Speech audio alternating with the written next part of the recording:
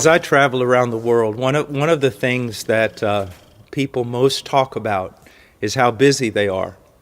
It's as though we don't have 24 hours anymore in the day. Everyone is busy. Everyone is tired at the end of the day.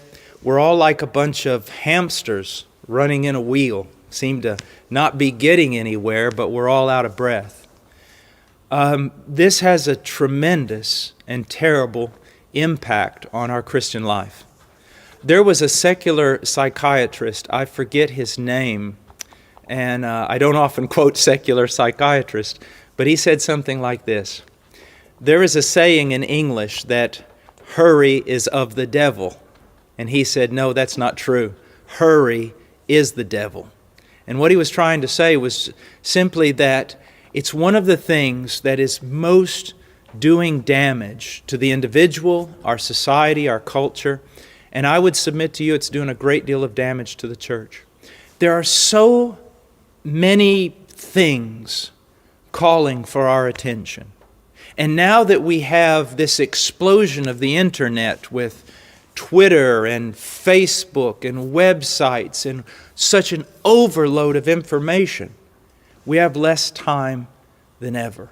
Less time than ever. And because people, now don't be offended, but because people are very egocentric and everyone wants to be a movie star, everyone now has their own Facebook page and their own Twitter account, and they're announcing to the world everything that they're doing, everything they are, and everything they believe.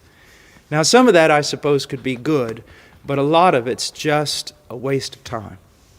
Now, the question is, since everyone is so busy, what can we do to affect this problem? Well, first of all, we need to realize something, that we are not called by God to do everything. We are called by God to do His will. So, if we're going to order our life, we must know what God's will is, and that is found in the Scriptures. You know, it seems like every question someone has, the answer is always this: go back into the Scriptures, read the Word, and find out what He has to say. But the way I handle all of this, because it also affects me, is I set priorities. Hopefully they're not my priorities, but they're God's priority. What is my number one priority every day? Number one priority. I would have to say it is meeting with God. Spending time in the Word and spending time in prayer. Because it impacts my entire life. If I don't do it, I'm disobedient. And if I don't do it, I'm no good to anyone. Do you know Martin Luther said? He said one time, he goes, I am so busy today that if I do not pray 3 hours, I'm never going to get everything done. Now you see how different his attitude was? We say, we're so busy today we can't pray. He said he was so busy he had to pray so that God would give him help and order his day and help him to get everything done. So the first thing is meeting with God in His Word and in prayer.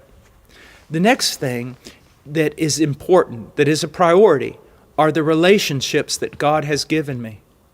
My highest relationship on this planet is with a woman, my wife.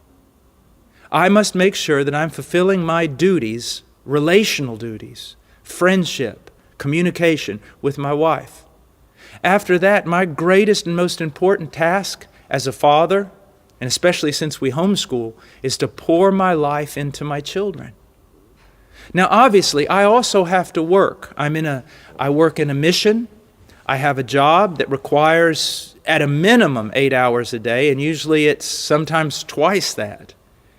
And so when I go to work, I work hard.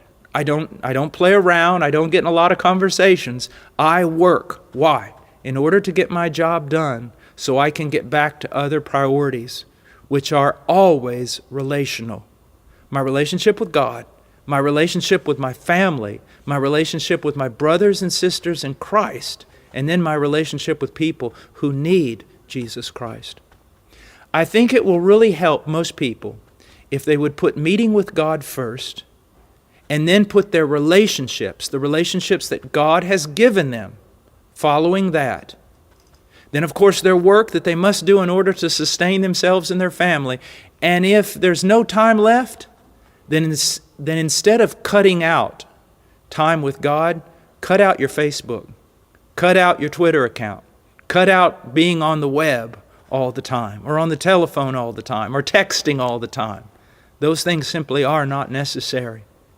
They simply are not. Here's something that I would like you to think about. God created us for a relationship with Him, but also horizontal relationships with others. On the day that I am about to die, and I'm laying on my deathbed, I will have many regrets if I have neglected the relationships that God has given me, especially with family and brothers and sisters in Christ.